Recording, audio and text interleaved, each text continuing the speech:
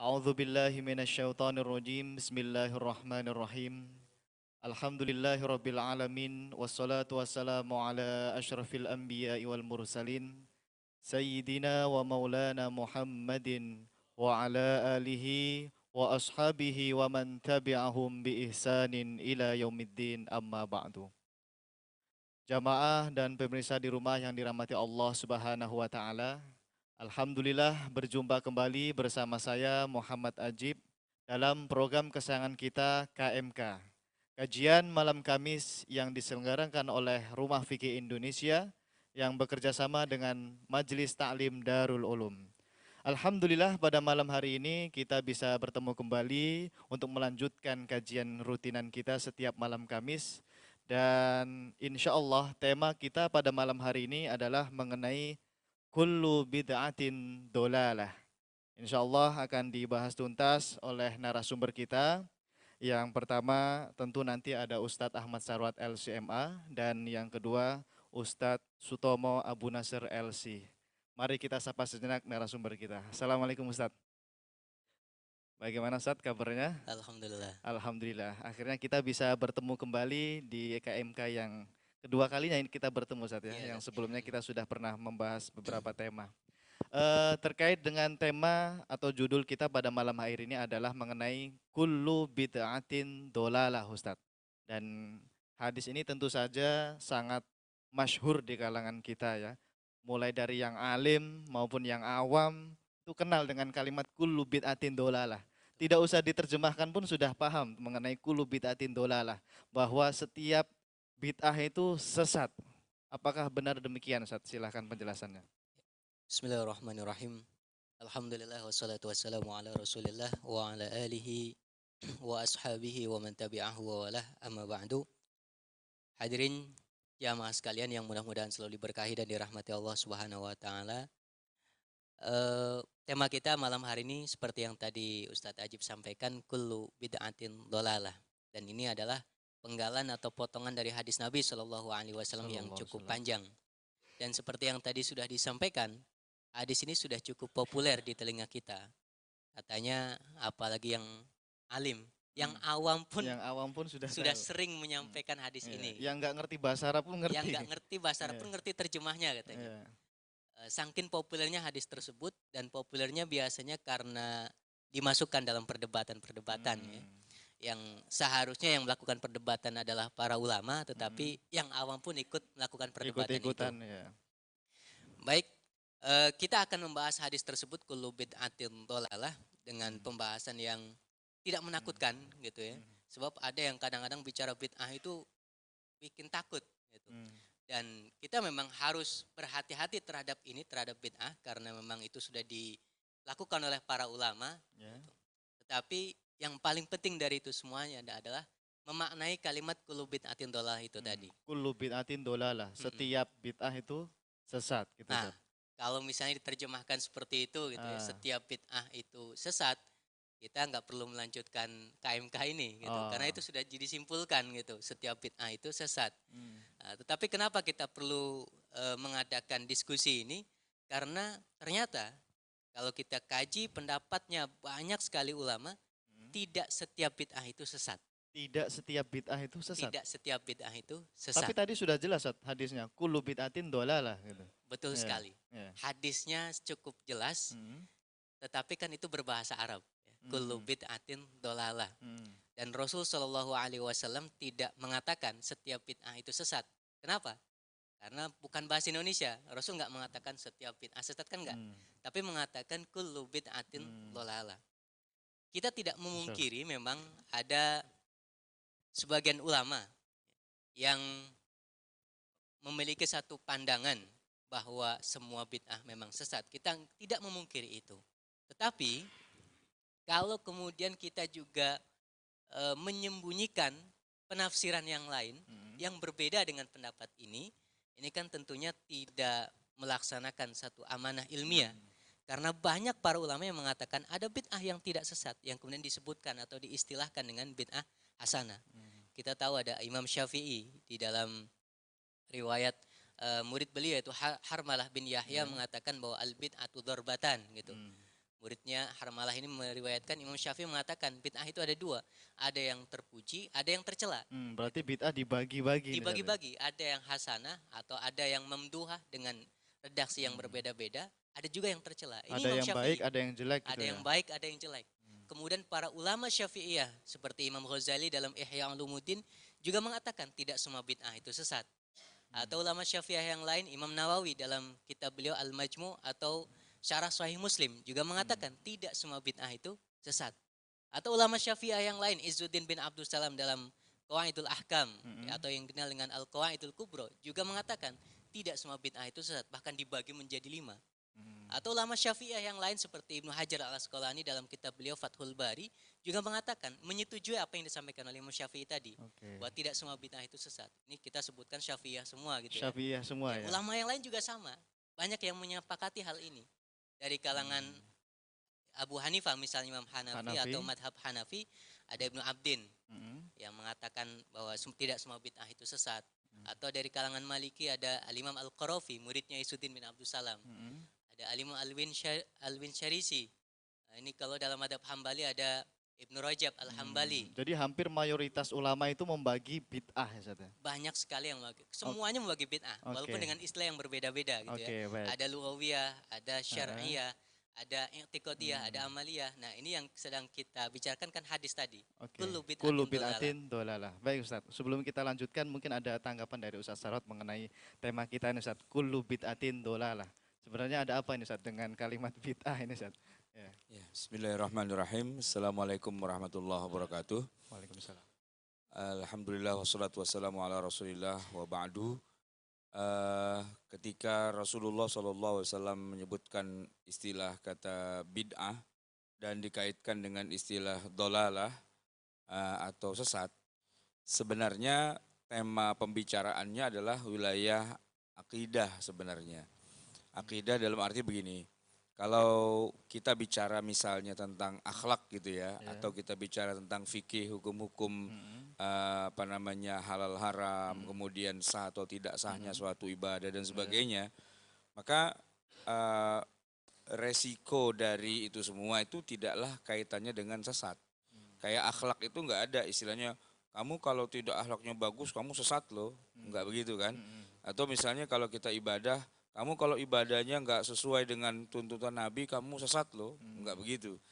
Ya, tetapi bicara sesat tidak sesat, ini sebenarnya sedang bicara tentang orang itu sesuai apa tidak akidahnya dengan apa yang ditentukan oleh Allah dan Rasulnya.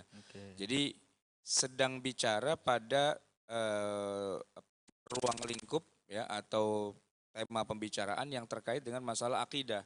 Karena bicaranya adalah sesat atau tidak sesat.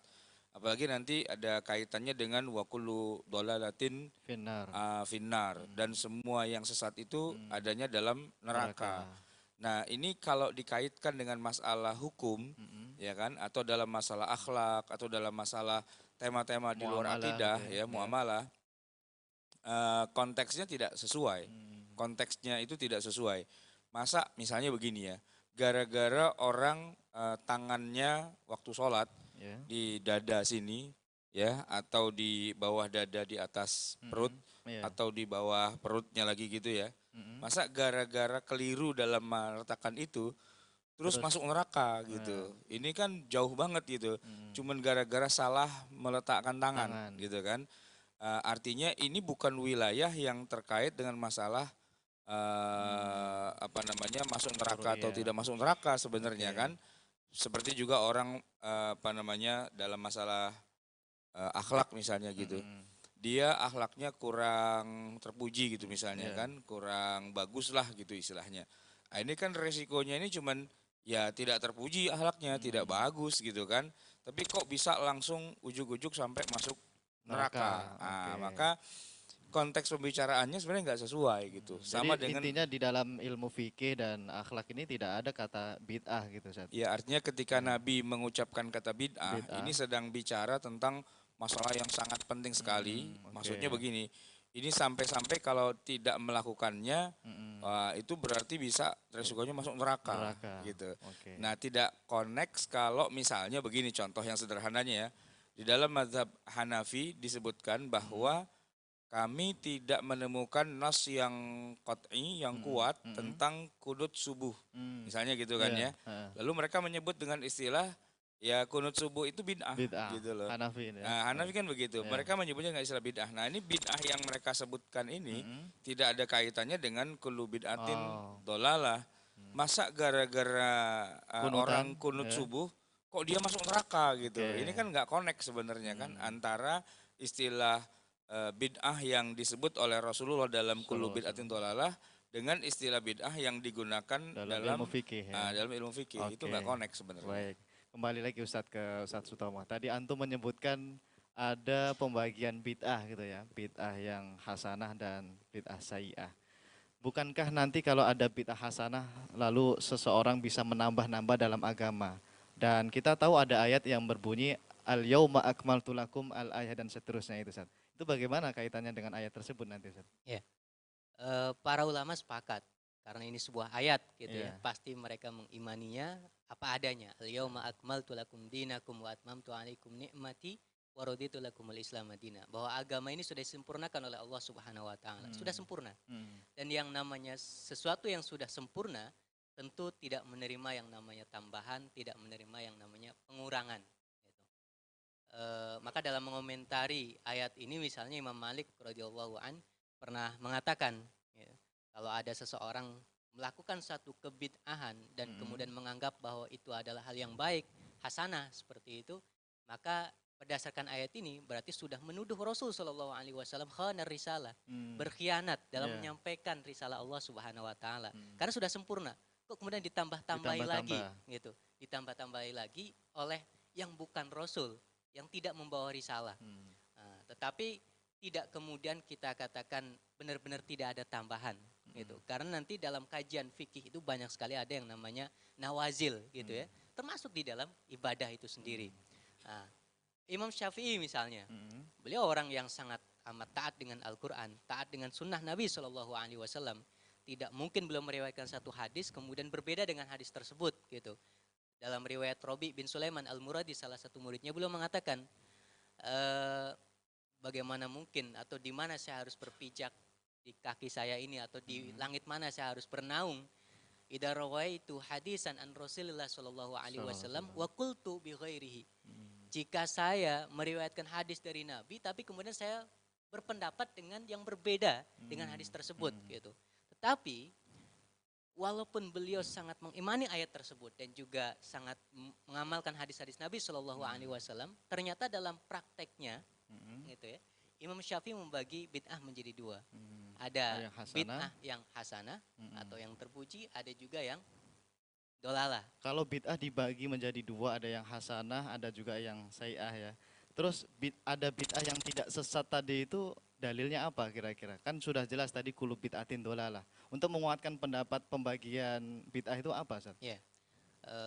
Tadi kan kita sudah simpulkan banyak ulama mengatakan tidak ada bid'ah yang tidak sesat. Gitu. Mereka mengatakan ini bukan dalam rangka berbeda dengan hadis itu tadi, tetapi dalam rangka menafsirkan agama ini tidak parsial hanya dari satu hadis.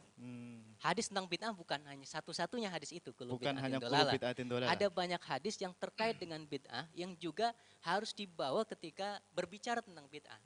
Nah, dengan berkumpulnya banyak hadis dari Al-Quran juga dan seterusnya, itulah kemudian menghasilkan satu kesimpulan. Ternyata ada kok bid'ah yang tidak sesat. Apa itu? Nah, hadisnya apa kira-kira yang mengecualikan dari kalimat semua bid'ah atau setiap bid'ah itu sesat? Ada pengecualinya. Pengecualian dalam ilmu ushul fikih itu biasa disebut sebagai taksis. Taksis. Gitu. Taksis. Nah, mukhasisnya mana? Mukhasisnya hadis-hadis yang lain. Seperti hadis yang mungkin sebagian kita juga ada yang hafal. Man amila amalan laisa alaihi amruna fahuwa raddun. Atau man ahdatha fi amrina hada ma laisa minhu fahuwa raddun. Rasul Shallallahu Alaihi Wasallam dalam hadis ini mengatakan barang siapa yang ahdatha membuat satu hal yang baru, berbuat bid'ah, berbuat ihdath, gitu ya.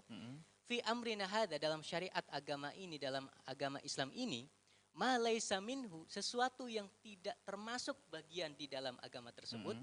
Kalau dalam penafsirannya Al-Imam Al-Munawi di dalam kitab beliau Faidul Qadir, laisa alaihi amruna atau ma laisa minhu itu ditafsirkan maksudnya tidak ada landasannya, Tidak ada landasan dalilnya, syar'inya gitu tidak ya? ada argumentasi syar'inya. Oke. Yang bisa baik landasan itu berupa sesuatu yang qat'i atau yang khafi atau yang tersirat ataupun yang tersurat gitu ya. Pokoknya ada landasannya.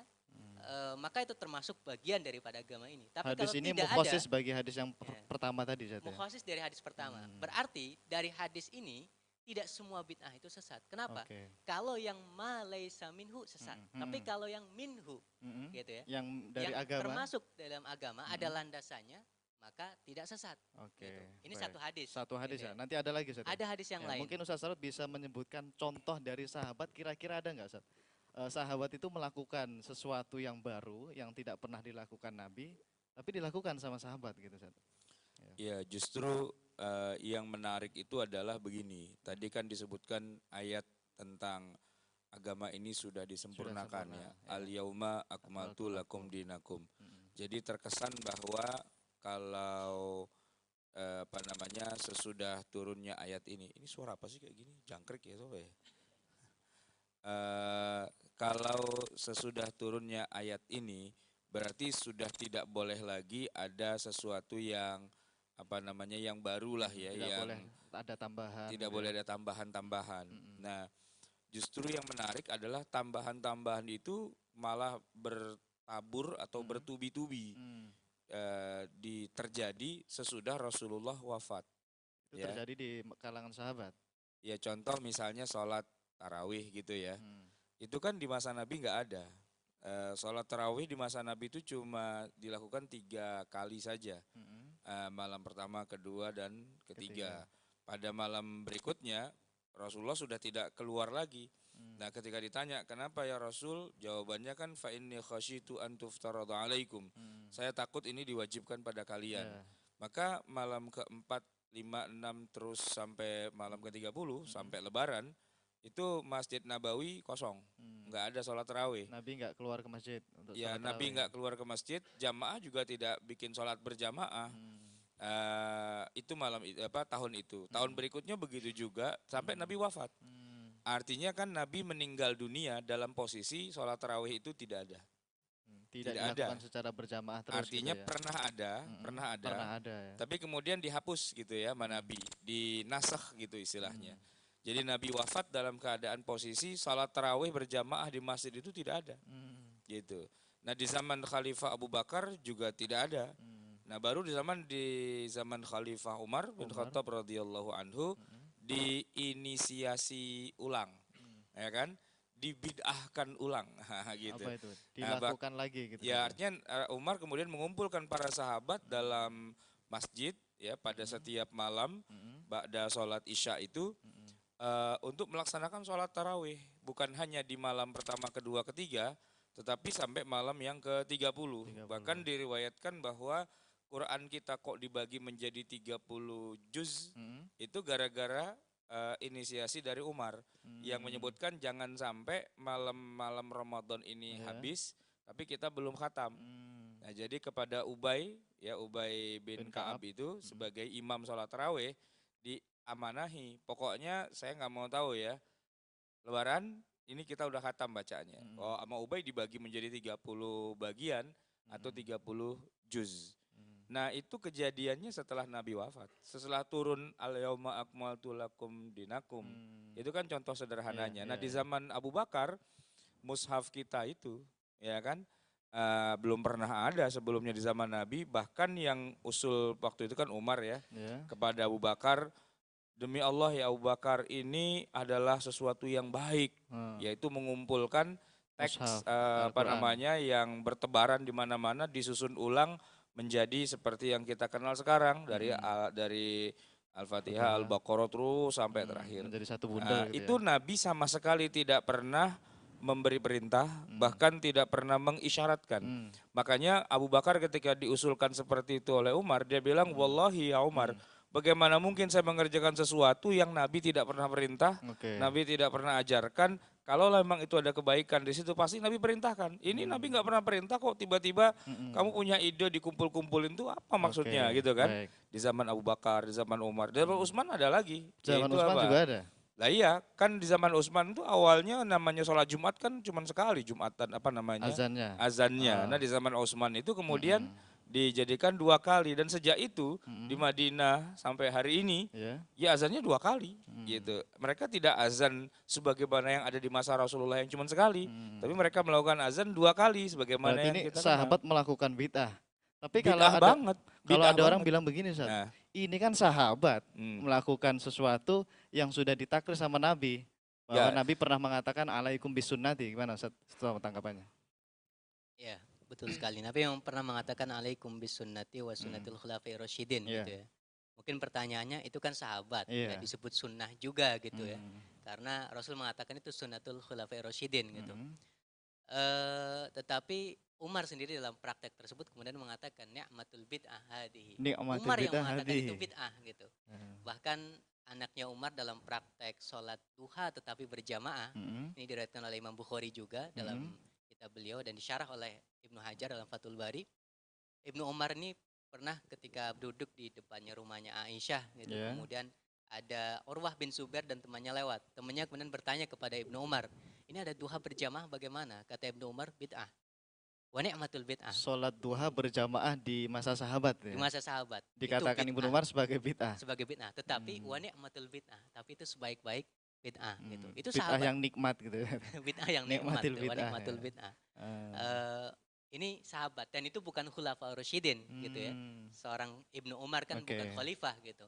Tetapi juga melakukan satu istilah yang ada di dalam agama menyebut itu sebagai bid'ah dan itu sebuah sholat ibadah gitu, ritual yang tentu seharusnya kalau menggunakan satu konsep tidak boleh melakukan hal yang baru ya tidak diperbolehkan. Tetapi kata Ibnu Umar, wa ni'matul bid'ah, itu sebaik-baik bid'ah gitu. Bahkan ada sahabat juga katanya pernah membuat sebuah zikir di dalam sholat. Betul juga. Ada juga. Bukan hanya Khulafaur Rasyidin atau Ibnu Umar gitu ya. Ada sahabat yang lain yang dalam sholat suatu saat ketika bermakmum kepada Rasul Shallallahu Alaihi Wasallam di iktidal setelah mengucapkan Rabbana walakal hamd, dia mengatakan hamdan katsiran thayyiban mubarakan fih gitu. Padahal itu belum pernah diajarkan sama sekali oleh Rasul. Nabi nggak pernah ngajarin doa itu. Nggak pernah mengajarkan gitu. Kemudian setelah salam Rasul bertanya, manil mutakallim? Tadi saya dengar nih, siapa yang mengucapkan Rabbana hamdan katsiran thayyiban mubarakan fih gitu. Kemudian sahabat itu menjawab, saya ya Rasul SAW. Tadi saya lihat ada sekian banyak malaikat gitu ya, berebut untuk mencatat kalimat tersebut. Berarti sahabat ini melakukan ihdath ini Ustaz. Melakukan perbuatan yang baru ini. Betul. Gimana nih? Berarti boleh dong? Boleh. Setidaknya ini menurut penafsiran Ibnu Hajar al-Asqalani. Imam Ibnu Hajar yang mengatakan boleh. Dalam Fathul Bari beliau mengatakan wastudilla bihi, berarti kasus ini bisa dijadikan sebagai dalil ala jawazi ihdathi dzikrin fis shalah. Ghairi ma'thurin. Dalam kitab apa nih Ustaz? Dalam Fathul Bari. Fathul Bari. Kata Ibnu Hajar, hadis ini, kasus ini bisa dijadikan sebagai dalil untuk membolehkan ihdatsu dzikrin, membuat sesuatu yang baru, dalam hal ini adalah zikir, khairu ma'thur, yang tidak maksur, dan itu di dalam sholat. Di dalam sholat ya. Artinya Nabi tidak mengajarkan bacaan sholat itu, tapi dikarang sendiri. Dan oleh Ibnu Hajar disebut sebagai ihdath. Nah itu sesuatu yang ihdath, sesuatu yang baru. Yang kan padahal harusnya kan begini, shollu kama ra'aitumuni usolli. Sholatlah kamu sebagaimana kamu melihat aku sholat. Jadi bacaan ini nih ada hadisnya enggak ada, berarti bid'ah kan begitu kan. Ternyata enggak gitu. Makanya kalau kita ditanya sujud sahwi itu bacaannya apa? Subhana man la yanamu wa la yasu. Hadisnya mana? Enggak ada. Ngarang dong berarti. Iya. Kok boleh? Lah itu dia dalilnya. Tadi dalilnya ya. Iya. Ala jawazi ihdathi dzikrin gitu iya. Dalam sebagaimana juga sujud tilawah. Sujud tilawah tuh kita baca apa coba waktu lagi sujud tilawah? Sujud tilawah. Sajada wajhiya lilladzi khalaqahu dan seterusnya. Iya, itu ada hadisnya enggak begitu? Ya kan? Doa kunut. Allahumma hdina fiman hadait wa afina fiman afait wa tawallana fiman tawallait wa barik lana. Itu ada hadisnya enggak? Begitu kan? Bahkan kalau Imam Sudais di Mekah itu kunutnya bid'ah banget. 20 menit kunut itu ngarang sendiri. Kunut apa ini Ustaz? Bukan subuh, dia kunut witir. Karena mereka itu kan mazhab Hambali itu mensunnahkan kalau dalam semua salat witir, baik di bulan Ramadan atau di luar bulan Ramadan, pokoknya witir itu harus ada Harus kunutnya. ada kunut. Dan kunutnya panjang itu kalau kita tonton itu. Dan itu bid'ah banget. Terlalu amat sangat bid'ah karena ngarang sendiri. Enggak ada di hadis. Enggak ada hadisnya, enggak ada ayatnya. Malah dia cerita tentang Allahumma ansuril mujahidina fi kulli makan. Kan gitu ya. Amin. Fi Wa fi Filastin. Filastin, fi Rohingya, fi Indonesia dan sebagainya. Kan dunia dalam berita Berarti ini itu. ihdatsu dzikrin ini berarti. kan? Iya, itu kan nambah-nambahin dalam sholat. Kok boleh? Oke. Ya itu dalilnya. Oke, baik Ustaz. Berarti kalau kita pakai pendapatnya Imam Ibnu Hajar ini, boleh kita itu ihdath, melakukan sesuatu di dalam agama kita. Apakah semuanya kita boleh melakukan sesuatu yang baru, Ustaz? Yes, tentu tidak asal membuat sesuatu yang baru gitu ya. Ada syarat-syaratnya kaidah-kaidahnya ya, gitu. kaidahnya. Kalau tadi kan ini Ibnu Hajar gitu ya. Ya. Mungkin itu kan Ibnu Hajar Syafi'i. Iya. Karena Imam Syafi'i Mungkin ada juga yang pakai belum bid'ah gitu. nggak percaya dengan Ibnu Betul. Hajar ya. Akidahnya begini begitu dan Ya, seterusnya. kita serahkan saja misalnya kepada ulama yang lain yang bermadzhab Hambali, Ibnu Taimiyah misalnya gitu. Imam Ibnu Taimiyah Betul. dari Ini Hambali. kebetulan ya? ini saya bawa kitabnya tadi saya dari Perpus di Rumah Fikih Indonesia Ya. itu kan. Saya ambil kitab beliau, saya buka. Antum Kitabnya baca di halaman. Kitabnya apa ini, Ustaz? Ini Majmu' Fatawanya Ibnu Majmu' Taimiyah. al-Fatawa karya Ibnu Ibnu Taimiyah. Taimiyah ya. Nah, beliau Ini- bermadzhab Hambali. Hambali. Gitu ya. Halaman berapa, Ustaz? 243 atau berapa lah. kira-kira. Pojok kanan apa kiri nih? Pojok kiri, bawah. Nah, Oh, sudah ditandain ya, pojok kiri. Oke. Paling bawah. Saya bacakan, Ustaz ya. boleh Ini dari dibacakan. Ibnu Taimiyah ya. Mm. Fa inna hadza awalan laisa sunnah bal khilaful masnun. Fa inna nabiyya sallallahu alaihi wasallam lam yakul dzalik jami'an. Wa inna makana yaqulu hadza taratan wa hadza taratan. In kana al-amrani thabitaini anhu fal jam'u bainahuma laisa sunnah bal bid'ah wa in kana jaizan. Nah, Maksudnya apa ini, Ustaz? jadi Ibnu Taimiyah rahimahullah taala dalam kitab Majmu' Fatawa ini sedang berbicara tentang seseorang yang mengumpulkan riwayat-riwayat dalam berbagai macam doa gitu ya. Dalam konteks ini adalah tentang doa iftitah. Doa Iftitah kan riwayatnya iftitah. banyak. Kalau orang NU biasanya kan apalnya Allahu Akbar kabiro gitu Orang ya. NU Allah Akbar Wajah kabira. wajia. Ada wajah tua itu Wajia. digabungkan itu. Allahu Akbar kabiro itu satu riwayat, wajah wajah di riwayat yang lain. Dua Tapi hadis yang digabungkan. berbeda ya. Padahal Rasul Shallallahu Alaihi Wasallam tidak pernah menggabungkan sama sekali. Memang riwayatnya banyak, dua-duanya memang iftitah. Bahkan tidak hanya itu ya, ada riwayat Ada lain. Allahumma sekitar ba'id baini 10, ya. 11, 12-an riwayat. Doa Allahumma iftitah. ba'id baini gitu ya. Misalnya teman-teman dari Muhammadiyah ini hafal sekali kalau yang doa ini misalnya. Ya.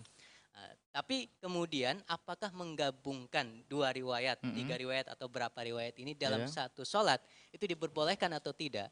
Kalau Imam Nawawi, kita Syafi'iyah rata-rata menggabungkan. Karena Imam Nawawi mengatakan boleh digabungkan. Boleh digabungkan Tapi ya. menurut Ibnu Taimiyah seperti yang tadi antum baca itu, Ya. Kata beliau apa? walaupun memang ada dari hadis Nabi Shallallahu Alaihi Wasallam, gitu ya, riwayat-riwayat tersebut, tetapi menggabungkannya tidak ada. Fal jam'u bainahuma laisa bisunnah ya. Iya, menggabungkannya bukan sunnah. Hmm. Nah, tetapi walaupun bukan sunnah, bahkan itu bertentangan dengan sunnah, Fal bid'ah ya. bahkan itu bisa disebut sebagai bid'ah, wa in kana jaizan, Hmm. walaupun boleh, gitu. Beliau bilang bid'ah tapi Tetapi malah boleh. boleh gitu. dilakukan gitu ya. Nah, bid'ah kan membuat Kalimatnya hal- blunder berarti ya. Beliau bilang bal bid'ah ya kan. Fal jam'u bainahuma laisa sunnah. Menggabungkan doa iftitah iftitah dari itu. hadis ini Ya. dengan doa iftitah dari hadis itu gitu kan. Itu kan menggabung gitu ya. Bainahuma laisa sunnah. bukan sunnah, Bukan sunnah, bal bid'ah. bahkan itu bid'ah. Tapi itu bid'ah. Wa in kana jaizan. Walaupun Walaupun boleh. Kok bid'ah, kok boleh. Oh. Nah gitu loh. Berarti nggak apa-apa bid'ah. Ya, ya. tadi kan Ah. mirip seperti yang disimpulkan oleh Ibnu Hajar tadi. Iya. Jawazu ihdas dzikrin. Boleh berbuat ihdas Ihdas di itu dalam ya sholat. bid'ah itu ya. Bid'ah itu. Hmm. Gitu. Dan ini katakan Ibnu Taimiyah itu bid'ah. Wa in kana jaizan walaupun boleh dilakukan gitu. Sehingga istilah bid'ah itu tidak otomatis pasti sesatnya. Betul. Kenapa? Karena Ibnu Taimiyah mengatakan bal bid'ah wa in kana jaizan. Hukumnya bid'ah, tapi boleh. Nah, berarti kan bid'ah itu tidak selalu tidak boleh. Ini Bid'ah Ibnu di Taimiyah sini. ini, Ini Ustaz, Ibnu ya? Taimiyah yang ngomong, bukan Ibnu kita. Hajar ya. Bukan Ibnu Hajar, bukan orang NU lah, ini orang orang Wahabi lah gitu kira-kira kan. Itu hukumnya bid'ah tapi boleh. Nah, gitu. Itu Ibnu Taimiyah yang ngomong. Ibnu Taimiyah. Halaman 243 jilid 24. jilid 24. Ini 24. Al-Majmu' ya Pak, Al-Majmu'. Majmu' fatwanya ada berapa jilid ini total? Ada 30 ya? 30 lebih. 30 lebih. Ah, Ya, 30. Oke. Baik, Ustaz. Berarti kalau kita melihat dari kaidah ini kan tentu saja ternyata dibolehkan. Tidak hanya Ibnu Hajar atau ulama Syafi'iyah saja. Ulama Hambali pun sekelas Ibnu Hajar membolehkan melakukan perbuatan bid'ah gitu ya. Contohnya tadi ya. Artinya Bid'ah. tidak semua bid'ah itu Iya, sesat tidak sebenarnya semuanya kan. sesat. Dia menggunakan kata bid'ah, tapi untuk sesuatu yang boleh. Kenapa dia bilang bid'ah? Karena Nabi kan tidak pernah baca doa iftitah dengan riwayat ini, riwayat itu digabung jadi satu. Iya. Ya, itu kan, berarti itu kan kayak gitu tuh hukumnya apa? Hukumnya bid'ah. Tapi boleh. Wa in kana jaizan. Wa in kana jaizan. Oke. Tapi yang jadi masalah itu begini, Ustaz Sutama. Kalau ada orang mengatakan ini bid'ah hasanah, ini bid'ah sayyi'ah misalkan. Tapi untuk menentukan ini hasanah atau sayyi'ah itu apakah ada kaidah khusus ini, Ustaz, supaya kita tidak gampang mengatakan ini hasanah, ini sayyi'ah begitu. Ya, betul sekali ya. Ini penting dan mungkin pembahasan paling penting dalam kajian ini adalah terkait kaidah itu. Kaidah ya. Banyak kita di tengah-tengah perdebatan kita di media sosial itu perdebatannya sesuatu yang tidak substansial gitu. Berdebat tentang mobil itu bid'ah, motor itu bid'ah. Padahal itu tidak masuk dalam pembahasan gitu. Karena pembahasan bid'ah itu ya dalam agama, baik dalam sholat dan seterusnya itu. Tadi dalam hal yang lain gitu. Maka yang perlu kita ketahui adalah tentang kaidah menentukan ini bid'ah atau bukan bid'ah gitu. Tadi kan dibolehkan ihdas, dibolehkan melakukan bid'ah. Bukan kemudian kita simpulkan bahwa kita dengan mudah melakukan ihdas atau melakukan bid'ah. Secara teori boleh, karena dalilnya jelas diperbolehkan. Cuma secara praktek, siapa kita yang bisa melakukan itu? Ini seorang mustahid yang kemudian, makanya kembali lagi, orang awam hanya tinggal mengikuti para mustahid. Terus caranya gimana, Ustaz? Nah, kalau kita lihat kaidah-kaidah bid'ah tadi, misalnya, bukan kaidah bid'ah ya, dalam kasus contoh Ibnu Hajar tadi, ketika berbicara tentang bacaan hamdan katsiran thayyiban mubarakan fihi itu, beliau mengatakan, wa in kana khairu ma'thurin, gitu ya, min Rasul sallallahu alaihi wasallam, idza kana ghairu mukhalifin lil ma'thur. Ketika bacaan dzikir yang dibikin baru itu tidak bertentangan dengan yang ma'thur. Ini persis seperti yang dikaidahkan oleh Imam Syafi'i tadi di awal. Bahwa bid'ah itu ada dua, ada yang hasanah, ada yang sayyi'ah, ada mamduhah, ada yang madmumah. Hasanah itu selama yang dia hasanah itu ma wafaqus sunnah gitu. Yang sesuai dengan sunnah, yang sayyi'ah yang bertentangan dengan sunnah. Maka untuk mengetahui tentang itu semuanya, ini ketika ada hal yang baru gitu ya, tidak kita putuskan boleh karena bagus atau baik dan seterusnya, atau tidak kita putuskan sebaliknya, nggak boleh. Rasul tidak pernah melakukan itu. Tidak sesimpel itu menentukan ini bid'ah atau bukan. Kata Izzuddin bin Abdul Salam dalam Qawaidul Ahkam, beliau mengatakan, "Wat-tariqu fi dzalika an tu'radu al-bid'atu ila qawaidi syariah atau ala qawaidi syariah." Ini Imam siapa tadi, Ustaz? Izzuddin bin Abdul Salam. Beliau ini siapa? Seorang ulama Syafi'i, Syekhul Islam, gurunya Imam Qarafi, memiliki banyak kitab tentang kaidah fikih, ada qawaid kubro, qawaid sughra dan seterusnya. Nah, berkata beliau, kaidah untuk menentukan ini bid'ah atau bukan, tu'rad ala qawaid syariah, tinggal diuji sesuai dengan kaidah-kaidah syariah. Bertentangan atau tidak gitu ya? Iya. Idza dakhalat ala qawaid al-ijab, jika hal yang baru tersebut, bid'ah tersebut masuk ke dalam kaidah ijab, tidak bidu artinya wajib, berarti itu bid'ah wajib.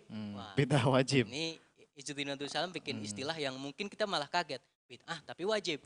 Ini Bid'ah saja tapi tadi wajib. kita bingung boleh atau tidak. Ini malah wajib. Kalau dia masuk dalam kaidah al-ijab tadi dalam ya. kaidah ijab. Kalau masuk dalam kaidah nadab, itu jadi sunnah. Kalau masuk dalam kaidah haram, itu jadi bid'ah muharramah, bid'ah yang diharamkan. Itu jadi bisa 5 nanti saat itu. Bisa 5 hukumnya. Jadi bid'ah itu memang bukan hukum. Ya, bid'ah itu bukan hukum. Ini kata Imam Al-Iz bin Abdul Salam ya. Bid'ah itu sesuatu yang baru yang muncul dalam agama, nawazil lah katakanlah seperti itu, pasti ada hukumnya. Dan hukumnya bagaimana? Diuji dengan kaidah-kaidah syariah.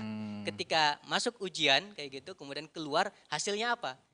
Kalau masuk dalam kaidah wajib jadi wajib dan seterusnya itu tadi. Oke, ini bid'ah jadi 5 nih. Ada yang wajib, ada yang sunnah. Kira-kira contohnya apa nih Ustaz? Ada bid'ah wajib, bid'ah sunnah, dan seterusnya. Bid'ah wajib itu misalnya begini. Kita bukan orang Arab, lalu kita wajib untuk bisa baca Quran dan tahu maksud dan apa yang Allah inginkan.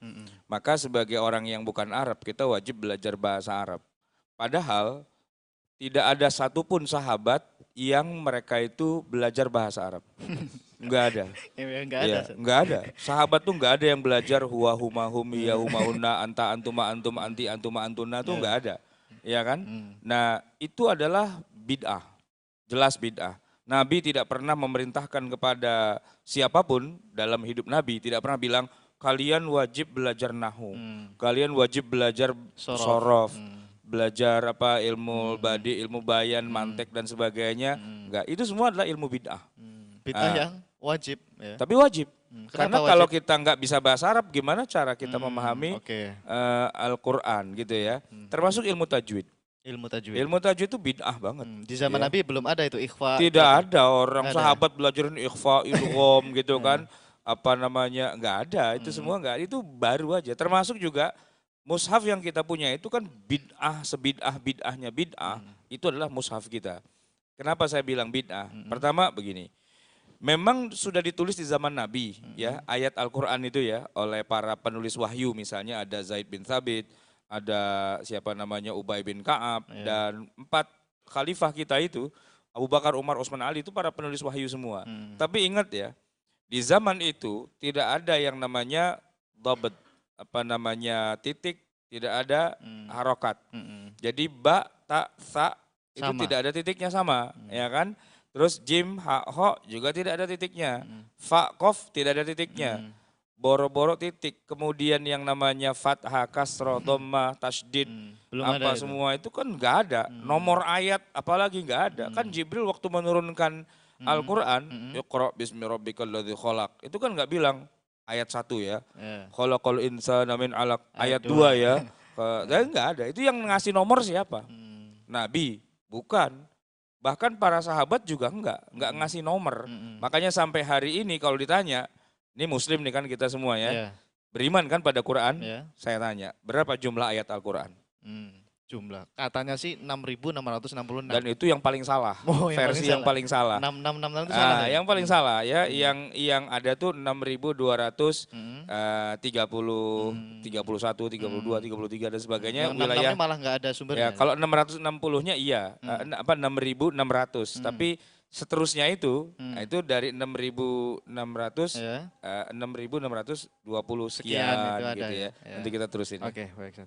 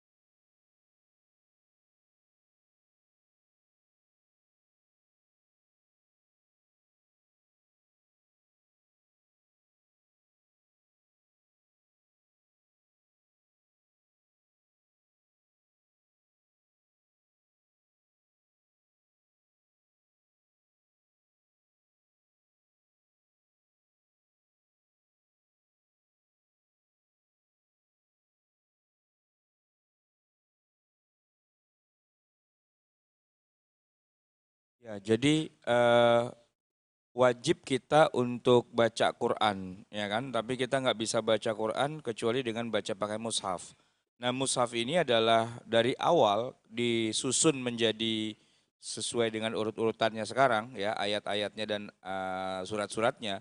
Itu saja sudah bid'ah. Dalam arti di masa Nabi tidak pernah dibuat dan tidak pernah disusun.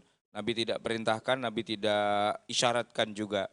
Kemudian ditambahi dengan syakal, ditambahi dengan harokat, ditambahi dengan nomor ayat, ditambahi dengan segala macam ya tanda-tanda baca, gitu ya. Jadi yang namanya hamzah itu, ya hamzah itu yang agak kayak begitu itu, kepalanya ain itu ya. ain. Ah itu kan sebenarnya bukan hamzah itu.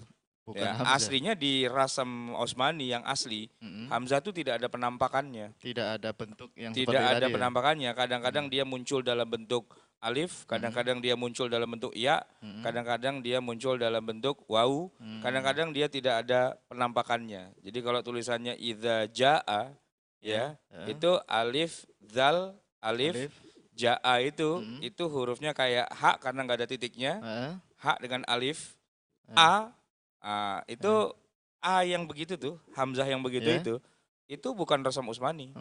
Di zaman para sahabat itu tidak ditulis. Enggak ada. Jadi kalau kita baca idza ha gitu aja. Idza ha gitu ya. Hamzahnya enggak ada. Tapi kok dibaca idza jaa. Itu karena enggak ada, tapi orang Arab tahu bahwa itu adalah a di situ. Okay. Nah, kita yang bingung. Ini enggak ada hamzahnya, padahal itu a begitu itu. Itu tanda baca dan itu bukan huruf. Itu tanda baca yang disebut dengan istilah kepala ain yang dipotong. Ain yang dipotong. Gitu kan. Kalau kuliah S3 tuh tahu kayak gitu, kayak gitu-begitu ilmu Al-Qur'an ini. Ilmu Al-Qur'an. Itu Rasam Usmani kayak gitu. Besok saya ujian masalahnya, jadi tahu. Jadi maksudnya apa? Itu tidak ada dan ditambah-tambahi berikutnya oleh Abul Aswad Ad-Du'ali lah, oleh siapa-siapa banyak sepanjang zaman itu. Bahkan sekarang mushaf kita tuh sudah warna-warni. Warna merah untuk izhar, warna ini untuk idgham, itu bid'ah semua, gitu ya? Tambah bid'ah lagi. Oke, baik. Quran itu jadi mushaf kita itu bid'ah, nahu sorof kita itu bid'ah, termasuk ilmu fikih itu bid'ah, ada istilah apa macam-macam, ilmu usul itu juga bid'ah. Dan segala macam ilmu-ilmu keislaman yang kita kenal semuanya bid'ah. Karena maka kalau memang orang itu mau kembali pura Quran dan Sunnah, emang itu semua dibuang aja gitu. Kenapa? Karena itu semua bid'ah, tidak ada di zaman Rasulullah. Bahkan di zaman sahabat pun belum ada, baru ditemukan kemudian, termasuk ilmu bagi waris, ya kan? Ilmu bagi waris itu ya, itu munculnya kan baru di zaman Umar. Hitung-hitungannya itu ya? Iya, ketika ada satu masalah, ini kok mentok pakai ayat ini, mentok pakai ayat itu mentok. Padahal Umar lagi khutbah di atas mimbar, kan masalah mimbariyah istilahnya, atau masalah Umariyatain gitu ya. Nah, itu baru disebutkan di zaman Umar, padahal di masa Nabi masalah itu tidak pernah muncul, tidak pernah ada. Belum ada. Tapi ketika ada masalah aul dan rot misalnya, itu baru munculnya di zaman Umar, gitu kan. Nah, ini apa bid'ah apa enggak? Ya bid'ah kalau bicara bahwa di zaman Nabi itu belum ada. Tapi di zaman berikutnya muncul masalah itu dan harus dikasih jalan keluar. Nah, jalan keluar tadi itu semua kalau mau dibilang bid'ah, ya memang bid'ah. Tapi hukumnya apa? Hukumnya wajib. Nah, hukumnya sunnah, hukumnya mubah, hukumnya makruh, hukumnya haram. Kenapa kok dibilang bid'ah? Karena pengertian bid'ahnya adalah bahwa itu tidak muncul fenomenanya di masa Nabi. Baru muncul kemudian. Nah, gitu. Bid'ah itu baru status begitu saya, hukumnya belum ada. Bid'ah gitu itu baru begini, di zaman Nabi nggak ada loh masalah ini, tapi setelah itu ada, dan adanya sebagai apa statusnya, bisa jadi dia mubah, bisa jadi dia makruh, bisa jadi dia haram dan sebagainya. Lalu bid'ahnya apa? Makanya jangan bilang bahwa bid'ah itu adalah hukum haram gitu. Bid'ah sama dengan haram itu tidak. Bid'ah sama dengan tidak ada di masa Rasulullah. Nah, kalau tidak ada di masa Rasulullah, ada di masa berikutnya, hukumnya apa? Ya kita lihat dulu konteksnya, bisa jadi dia haram, mubah dan sebagainya. Bapak-bapak yang hadir dalam kajian kita ini kan benda-benda bid'ah semua ini. Kenapa? Di zaman Nabi kan nggak ada nih benda-benda kayak gini. Wajah-wajah kan? seperti ini wajah-wajah bid'ah semua. Nah, kalau yang tidak bid'ah berarti dia harus hidup di masa Rasulullah. Kalau nah, kita kalau lahirnya katakan, kemudian ya kita benda bid'ah semua kalau ini. kita katakan bid'ah itu semuanya di neraka, bahaya. Ya ini masuk neraka semua berarti kan. Jadi segala sesuatu yang ada sesudah Nabi wafat itu semua adalah benda-benda bid'ah dan semuanya adalah benda masuk neraka semua. Kan nggak bisa begitu cara mengatakannya. Jadi bid'ah itu secara pengertian adalah sesuatu yang di zaman Nabi tidak ada, baru ada sesudahnya, tapi hukumnya apa? Kembali kepada 5 hukum yang kita kenal dalam fikih itu. Itu jadi ya. Al-Izz bin Abdul Salam itu emang luar biasa pinternya itu orang itu besar, ya. Luar biasa gitu. Teorinya itu bid'ah itu ada 5. Iya benar. Dibagi tadi ya. Oke, baik Ustaz. Kembali lagi terakhir pertanyaan Ustaz Sutoma ini. Kalau tadi Ustaz mengatakan boleh kita ihdas itu ya, tapi kan tidak asal memberikan sebuah pembaruan atau ihdas itu ada kaidah-kaidah atau batasannya. Ustaz bisa disebutkan atau dilanjutkan? Iya. Jadi kaidah secara umum kan sudah disebutkan oleh Izzuddin bin Abdul Salam itu ya. Ketika itu ada bid'ah atau ada hal yang baru, ya tinggal antu orodo ala qawaid syariah gitu, diuji dengan kaidah-kaidah syariah. Nah, bagaimana kira-kira kaidah yang ada untuk mengujinya itu? Ya ada di dalam kaidah fiqhiyah atau kaidah usuliyah. Kaidah fiqhiyah itu ada misalnya al-aslu fil ibadah, at-tauqif, atau ada yang menggunakan redaksi at-tahrim gitu ya. Tapi jangan hanya berhenti pada at-tauqif atau at-tahrim saja, lanjutkan. Apa itu? Kecuali jika ada dalil, ketemu dalil gitu ya, yang bisa mendukung bahwa memang itu diperbolehkan gitu. Nah, dalil inilah yang kemudian nanti dalam usul fikih, dalam kaidah usul fikih cukup banyak. Bisa menggunakan kias, loh. Dalam ibadah bisa. Kias dalam buktinya ibadah. itu tadi Ibnu Hajar al-Asqalani mengkiaskan gitu ya. Seorang sahabat yang melakukan bid'ah atau ihdas menurut bahasanya Ibnu Hajar al-Asqalani di dalam sholat ketika setelah i'tidal itu Rabbana walakal hamd hamdan katsiran thayyiban mubarakan fi, beliau sebut sebagai ihdas. Nah, artinya ketika sahabat saja boleh dikiaskan, ini juga hukumnya kemudian boleh. Kita menggunakan atau bikin dzikir di dalam sholat. Maka dalam doa, sujud, tilawah, sujud, sahwi dan seterusnya itu tidak ada redaksi dari Nabi SAW, tapi itu dibid'ahkan atau diihdaskan oleh para ulama gitu. Jadi kaidahnya kaidah fikih itu. Kaidah usuliyah selain kias, al-kias fil ibadah kaidahnya seperti apa harus diketahui juga, jangan asal-asal kias saja. Ternyata kias fil ibadah itu boleh juga, Ustaz ya? Ya itu buktinya tadi. Buktinya tadi ya. Tapi harus tahu rukunnya, harus tahu mana yang boleh dan mana yang tidak dan seterusnya. Kemudian ada kaidah al-maslah al-mursalah misalnya. Nah, dalam pandangan Imam Syatibi, seorang ulama yang pakar dengan bid'ah ini, beliau memang salah satu ulama yang tidak sepakat dengan istilah ada bid'ah hasanah. Tetapi beliau tidak sepakat dengan pembagian bid'ah itu ya? Betul. Walaupun tidak sepakat, beliau ada pembagian yang lain, ada bid'ah asliyah, ada bid'ah idhofiyah dan seterusnya. Membagi juga. Tetap ada pembagiannya gitu. Dan mengkritisi apa yang disampaikan oleh Izzuddin bin Abdul Salam tadi dengan membagi bid'ah sampai ada 5 itu. Kata beliau, saya sepakat apa yang tadi disebutkan itu memang boleh, tapi tidak disebut sebagai bid'ah, disebut sebagai al-maslah al-mursalah gitu. Maka kaidah yang juga harus dikuasai untuk menentukan ini bid'ah atau bukan ketika ada hal yang baru gitu ya. Kuasai al-maslah al-mursalah gitu. Maslah mursalah. Karena maslah mursalah tidak ada dalilnya. Karena tidak ada dalilnya dalam bahasanya Izzuddin bin Abdul Salam ya bid'ah gitu. Walaupun dalam bahasanya Syatibi itu maslah mursalah. Hanya beda istilah saja, tapi sama-sama mengakui itu boleh walaupun tidak ada di zaman Nabi. Baik. Jadi intinya kalaupun mau ihdas itu ada ketentuannya, ada kaidahnya, jangan asal ihdas begitu dan kita saja. Serahkan kepada para ulama ya yang ahlinya begitu ya. Baik Ustaz, untuk melanjutkan diskusi kita ini nanti biar lebih lebih segar lagi, kita beri kesempatan kepada jamaah untuk bertanya. Silahkan kita berikan kesempatan untuk jamaah yang ingin bertanya. Ya, silahkan Pak Wildan ya. Waalaikumsalam warahmatullahi wabarakatuh.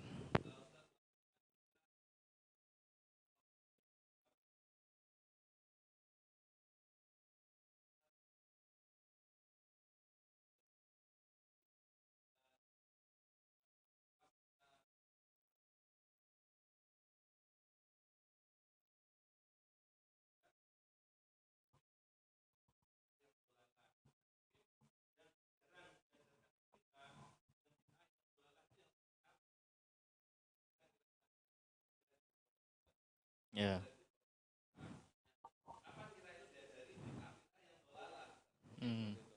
Bid'ah dolalah itu seperti apa gitu ya? Contohnya. Ya, mungkin gitu. Pertanyaannya gini. Lah dibilang ini bid'ah, tapi ini bid'ah hasanah. Dibilang itu bid'ah, tapi itu bid'ah hasanah.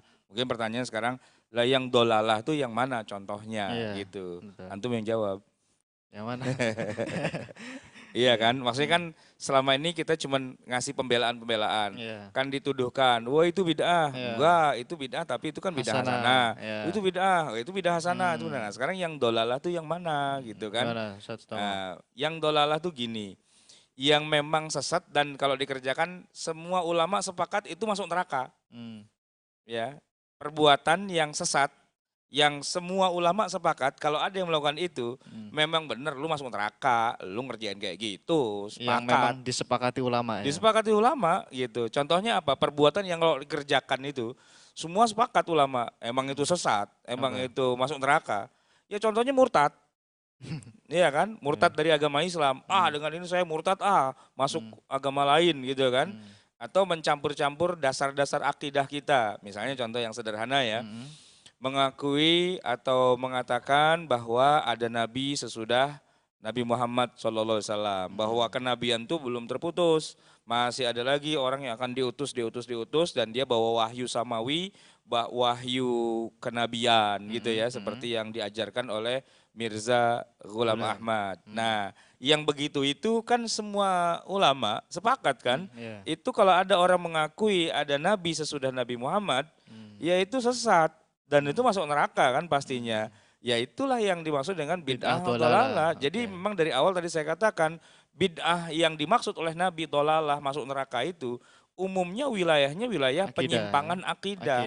Penyimpangan akidah yang paling dasar. Nah kalau di zaman dulu yang dikatakan aliran-aliran bid'ah itu siapa? Murjiyah, ya kan? Syiah, Qadariyah, Jabariyah yang secara akidah memang itu menyimpang dari ahli sunnah wal jamaah. Bukan bid'ah itu yang tangannya goyang-goyang begini. Bukan itu, bukan wilayah-wilayah ritual peribadatan yang para ulama masih khilafiyah. Hukumnya itu sunnah apa tidak sunnah dan sebagainya. Bukan itu yang disasar oleh Nabi ketika menyebutkan kullu bid'atin dolalah. Tapi yang disasar itu maksudnya adalah penyimpangan-penyimpangan akidah yang fundamental gitu loh. Kalau yang tidak terlalu fundamental, ini contoh ya, akidah tapi tidak terlalu fundamental. Tahu nggak apa contohnya? Apa itu? Sebutkan 8 pintu surga. Itu masalah akidah. Karena kan surga, bicara tentang surga neraka kan bagian dari akidah. Coba sebutin 8 pintu surga. Nggak ada yang hafal kan kita? Berarti masuk neraka. Ya, enggak juga. Karena apa? Karena nggak hafal nama-nama pintu surga. Ya enggak juga kan? Tema akidah tapi tidak fundamental. Gitu kan? Coba sebutkan nama 25 nabi dan rasul. Hafal nggak? Belum tentu hafal kita. Kecuali yang dari kecil udah diajarin. Hum Adamun Idrisunu hum Huduma Solewa Ibrahimu kullu mutaba Lutun wa Ismailu Ishaku kaza Yaqubu Yusufu wa Ayyubu taza. Akidatul awam ya. Tapi itu kan bukan akidah yang fundamental. Apakah ada orang Islam mati masuk neraka gara-gara nggak hafal nama 25 nabi dan rasul? Kan bukan itu masalahnya kan. Nah, itu kan masalah pengetahuan sakofah walaupun temanya tema akidah. Tapi tidak fundamental. Yang jadi masalah adalah Anda itu menyimpang akidahnya secara fundamental. Itulah yang dikatakan sebagai akidah bid'ah, akidah sesat. Dan gara-gara itu Anda masuk neraka. Mengatakan bahwa selain Allah itu juga ada Tuhan yang lain. Misalnya gitu kan. Selain Nabi Muhammad sesudah itu masih ada Nabi yang lain. Selain Al-Quran yang turun masih ada wahyu-wahyu yang lain. Itu kan melanggar rukun iman kita yang 6 itu gitu kan. Nah itu yang bid'ah dolalah. Dan seluruh ulama sepakat kalau ada orang melakukan yang kayak gitu itu sesat, iya masuk neraka. Iyalah pastinya masuk neraka. Tapi kalau orang tahlilan, maulidan, genduren, apa segala macam, maulidan dan sebagainya dibilang bid'ah. Kita Pak mencintai Rasulullah, kita merayakan hari kelahiran beliau. Ya kan, seluruh umat Islam di dunia seluruhnya itu melakukan itu semua. Kok dibilang itu bid'ah dan sesat dan masuk neraka? Lu ketemu berapa perkara ngomongin kayak gitu sembarangan aja gitu kan. Kalau emang nggak suka maulid, nggak suka aja. Tapi kalau pakai bilang orang maulid kemudian semuanya masuk neraka, gara-gara di zaman Nabi tidak ada maulidan, itu yang bego dia sebenarnya kan. Nggak tahu ceritanya kemudian main bid'ah-bid'ahin aja. Ya, itu kan yang sering terjadi di tengah masyarakat kita tuh di situ. Ya baik, kan? Sudah puas ya Pak Wildan ya. Kalau belum puas nanti silakan ngobrol sendiri di belakang. Jangan berantem tapi. Baik, satu lagi mungkin ya, satu pertanyaan terakhir karena waktu kita terbatas. Silakan satu lagi. Cukup? sudah paham semua ini, sudah ahli bid'ah semua ya. Maksudnya sudah paham tentang bid'ah gitu ya. Baik Ustaz Sutama, mungkin sebelum kita akhiri kajian kita ada kesimpulan dari antum mengenai tema kita kullu bid'atin dolalah. Silakan Ustaz. Ya, intinya sih karena kita memang tidak memiliki perangkat atau piranti usul fikih itu tadi yang cukup banyak, rumit, apalagi bahasa Arabnya juga tidak menguasai gitu ya. Pertama, jangan asal menuduh bid'ah dengan mudah. Walaupun Jangan ada asal kaidah yang menuduh. kadang-kadang dihafal oleh banyak kalangan dengan mudah. Misalnya, laukana khairan lasabaquna ilaih. Iya. Kalau saja itu baik, pasti orang-orang salaf melakukannya. Tidak sesimpel itu mengatakan sebagai kaidah bid'ah gitu. Jangan Atau ada gampang buku melakukan. khusus gitu ya tentang kaidah bid'ah, qawaidu fi ma'rifatil bid'ah gitu. Yang ditulis oleh Al-Jaizani. Juga sama. Walaupun sehafal apapun kita tentang kaidah tersebut, tidak lantas kemudian kita bisa menyimpulkan ini bid'ah atau tidak. Karena para ulama sendiri yang menyepakati tidak ada bid'ah hasanah misalnya, itu juga ketika dalam aplikasinya, prakteknya juga terjadi perbedaan pendapat. Katakanlah para ulama di Saudi seperti Syekh bin Baz, Syekh Utsaimin, Syekh Albani dan seterusnya. Beliau sepakat tidak ada bid'ah hasanah. Tapi ketika mengaplikasikan ternyata bisa berbeda. Dalam masalah sholat tarawih misalnya, Syekh Albani mengatakan lebih dari 11 rakaat bid'ah. Tapi Syekh Utsaimin, Syekh bin Baz mengatakan tidak bid'ah gitu. Nah, terus yang dilakukan salaf siapa? Yang salaf benar-benar siapa? Syekh Albani atau Syekh bin Baz misalnya, atau Syekh Utsaimin. Atau dalam kasus tentang membuat mihrab masjid, dalam tasbih dan seterusnya, mereka semuanya Khilaf ya, terjadi khilaf. Walaupun sepakat tidak ada bid'ah hasanah gitu. Artinya kaidah yang sudah dibikin segampang itu atau sesusah itu, kita nggak tahu bikin kaidahnya seperti apa gitu ya. Kalaupun sudah bisa kita hafalkan, ternyata tidak mudah mengaplikasikannya gitu. Maka ketika ada hal baru, jangan mudah kita katakan ini bid'ah. Jangan mudah mengatakan bid'ah, itu satu katanya. Dan sebaliknya, juga ketika ada hal baru jangan katakan, oh ini baik kok, ini tidak ini hasanah, semuanya hasanah gitu ya. To'rod seperti yang Izzuddin bin Abdul tadi, ala qawaid syariah, diuji dengan kaidah-kaidah syariah. Baik, terima kasih Ustaz Utama. Ada tambahan dari Ustaz Tarot? Ya, jadi kalau saya melihat sebenarnya istilah bid'ah ini sudah ada dari zaman Nabi, zaman sahabat, zaman tabi'in dan sebagainya, dan berada pada posisi anteng-anteng aja lah, nggak ada masalah gitu ya. Cuma memang di akhir zaman ini, di abad ke-15 Hijriah, istilah tabdi' atau membid'ah-bid'ahkan, menuduh orang lain sebagai ahli bid'ah, itu lebih marak bermunculan sebagai salah satu bentuk amunisi ketika dia kalah debat. Nah, kalah debat. Jadi kan perdebatannya adalah perdebatan, kadang-kadang perdebatan fikihiyah, kadang-kadang masalah akidah juga dan sebagainya kan.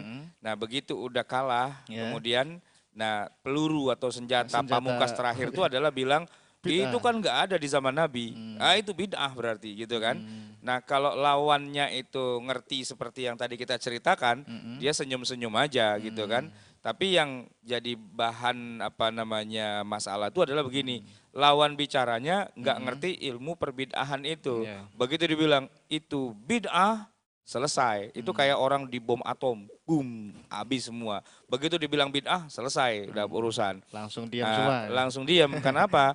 Karena kan nggak punya hujah, gitu kan. Mana ada contohnya dari Nabi? Nggak ada kan? Kita tuh yang kita butuhkan dalil. Ada dalilnya nggak? Nggak ada. Berarti bid'ah, kan begitu. Logika taman kanak-kanak yang mempan buat kanak-kanak, gitu. Tapi kalau orang udah ngaji tiap malam kemis kayak gini, dituduh-tuduh bid'ah, senyum-senyum aja. Emang bid'ah, mau apa lu gitu? No, terawih bid'ah. Ya kan, terawih bid'ah, itu mushaf bid'ah, itu bid'ah, semuanya juga bid'ah. Emang kenapa dengan bid'ah? So what gitu loh dengan bid'ah, kan gitu kan jawabannya. Karena udah tahu, tapi yang gak tahu dibilang bid'ah langsung gak doyan makan seminggu, gitu, langsung kurus gitu kan. Waduh, saya dibilang bid'ah. Kalau yang tahu urusan dibilang bid'ah, mantap, iya emang bid'ah. No, Umar aja mengatakan nikmatu bid'ah hadihi kok, gitu kan, santai aja bilang bid'ah. Kenapa? Nggak ada urusan dengan tuduhan. Jadi senjata pamungkas itu kagak mempan. Kenapa? Karena kita udah kebal, udah jago bid'ah gitu, udah ahli bid'ah kan, sehingga nggak mempan lagi dituduh-tuduh dengan bid'ah. Itu santai aja. Memang bid'ah, mau bilang apa gitu kan. Sesat masuk neraka, ntar dulu gitu kan. Kenapa? Umar ngajarin sholat tarawih berjamaah dan dia bilang ini bid'ah. Apakah orang sholat tarawih itu masuk neraka? di mana otak ente? Kan bisa dibalikin begitu sebenarnya kan sederhana banget. Oke, Gitu. baik, terima kasih. Tadi perdebatan tadi bukan hanya di kalangan yang anti bid'ah hasanah gitu ya. Yang sama-sama ngakui bid'ah hasanah, misalnya Imam Ghazali, Imam Nawawi gitu ya. Kan mereka mengatakan ada bid'ah hasanah, ada bid'ah yang tidak sesat gitu. Tapi ternyata juga berbeda pendapat ketika berbicara tentang nisfu Sya'ban misalnya. Kata Imam Ghazali, itu tidak bid'ah, sunnah, ada pahalanya, melakukan bacaan ini, salat ini dan seterusnya. Tapi kata Imam Nawawi, itu bid'ah mungkaroh itu yang tidak boleh dilakukan. Atau salat raghaib antara Imam Nawawi dengan Ibnu Shalah gitu. Jadi yang berbeda pendapat bukan hanya antara anti bid'ah hasanah dengan pro bid'ah hasanah. Dalam intern mereka sendiri juga berbeda. Dalam aplikasi gitu ya. Konsepnya mungkin bisa sama. Artinya nisfu Sya'ban kok dituduh itu bid'ah, santai aja. Memang Imam Nawawi bilang begitu. Tapi kata Ghazali enggak. Gitu kan, santai aja kita. Karena banyak para ulama kita sendiri yang juga satu dengan jalan yang berbeda, ya kita senyum-senyum aja gitu. Enggak usah marah dulu gitu kan. Kenapa? Jangankan Imam Ghazali saja, ulama yang sekarang juga begitu ya, sama. Apalagi begitu. Makanya memang ini senjata khusus buat orang yang nggak ngerti ilmu agama. Nah itu kalau dituduhkan kamu bid'ah, ini bid'ah, langsung nggak doyan makan seminggu. Tapi kalau yang udah tahu gitu, nggak apa-apa, santai aja. Masih banyak yang bilang nggak bid'ah, selesai kan? Baik, Ustaz, terima kasih. Kesimpulannya jadi kayak kajian ini ya, bukan kesimpulan jadinya. Terima kasih Ustaz Ansarwat dan Ustaz Sutama, mudah-mudahan ilmunya bermanfaat dan kita insya Allah kapan-kapan bertemu kembali. Demikianlah tadi jamaah sekalian dan para pemirsa di rumah, kajian kita pada malam hari ini dengan tema Kullu bid'atin dhalalah. Mudah-mudahan kita semua bisa mengambil manfaat dan ilmu dari para narasumber kita. Akhirnya saya Muhammad Ajib dan dua narasumber kita, Ustadz Ahmad Sarot LCMA dan Ustadz Somo Abu Nasir LC, mohon undur diri dari hadapan Anda semua. Terima kasih. Tetap saksikan KMK di Share Channel TV. Assalamualaikum warahmatullahi wabarakatuh. Waalaikumsalam.